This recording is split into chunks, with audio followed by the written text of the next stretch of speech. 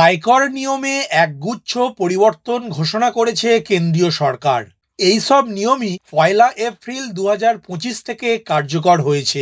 2025 সালের ইউনিয়ন বাজেটে দেশের অর্থমন্ত্রী মাননীয়া নির্মলা সীতারামন বিদ্যমান আয়কর ব্যবস্থাকে আরও সহজ এবং কার্যকর করার জন্য বেশ কয়েকটি গুরুত্বপূর্ণ পরিবর্তন ঘোষণা করেছিলেন।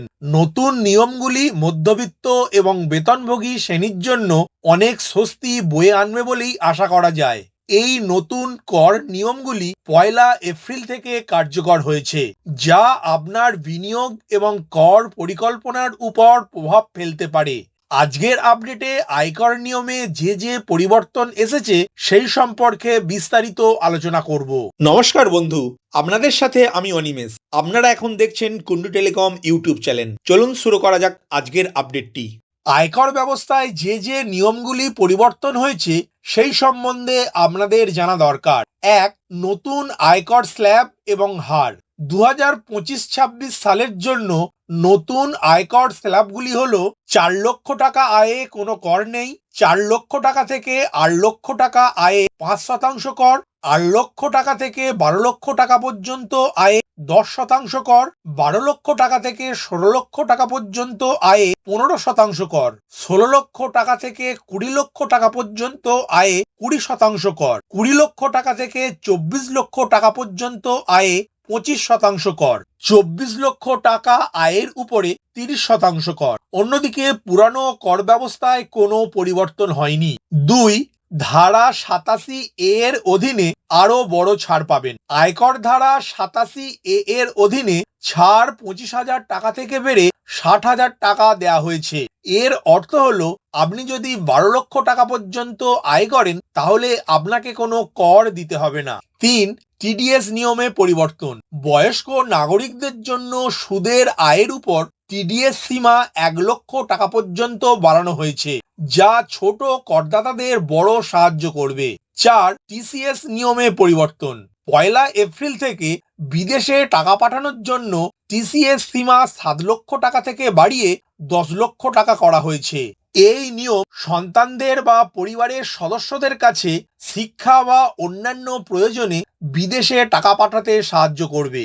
5, ইনকাম ট্যাক্স রিটার্ন দাখিল করার জন্য আরও সময় বৃদ্ধি।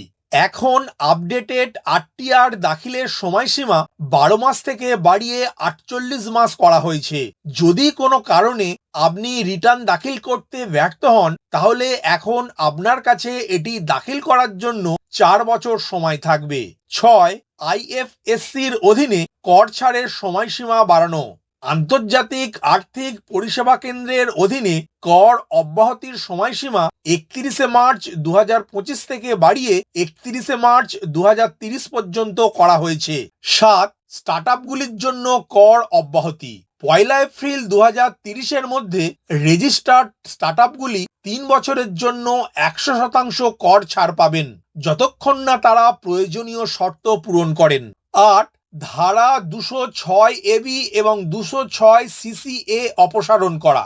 ইনকাম ট্যাক্স রিটার্নের বিষয়গুলি সহজ করার জন্য 206 এবি এবং 206 সিসিএ অপসারণ করা হয়েছে।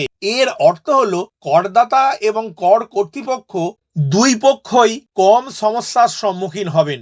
9, অংশীদারদের প্রদত্ত বেতনের নতুন সীমা।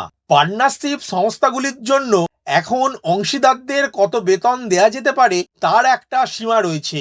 এখন সেই সীমা বাড়ানো হলো, তবে অংশীদারদের প্রদত্ত অর্থের উপর টিডিএস কাটা হবে। এই কর পরিবর্তনগুলি যা 1 এপ্রিল 2025 থেকে কার্যকর হয়েছে, যা আপনার সেভিংস, বিনিয়োগ এবং আর্থিক পরিকল্পনার উপর প্রভাব ফেলতে পারে। অতএব আপনি যদি এই সমস্ত নতুন পরিবর্তনগুলি মাথায় রেখে 2025-26 অর্থ বছরের পরিকল্পনা করেন তাহলে আপনি আপনার করের বোঝা কমাতে এবং আপনার আর্থিক অবস্থানকে শক্তিশালী করতে পারবেন। পরিশেষে আমি একটি কথা বলতেই পারি, আমি কোনো আয়কর বিশেষজ্ঞ নই। আপনি যদি আরও বিশদে আয়কর নিয়মে যে পরিবর্তন এসেছে তা জানতে চান তাহলে কোনো চার্টার্ড অ্যাকাউন্টেন্টের সাথে যোগাযোগ করুন। আয়কর নিয়মে কি পরিবর্তন হয়েছে তা শুধুমাত্র আপনাদেরকে জানাবার উদ্দেশ্যে আমি এই ভিডিওটি করলাম। ভিডিওটি প্রথম থেকে শেষ পর্যন্ত দেখার জন্য ধন্যবাদ। এই ইনফরমেটিভ আজকের আপডেটটি আপনার বন্ধু ও পরিচিতদের জানাতে বেশি বেশি করে শেয়ার করবেন। আর অবশ্যই কমেন্ট করবেন ভিডিও সম্বন্ধে আপনার কোনো ডাউট বা জিজ্ঞাসা থাকলে, এবং আপনার কোনো মতামত জানাবেন। ভালো থাকবেন, সুস্থ থাকবেন।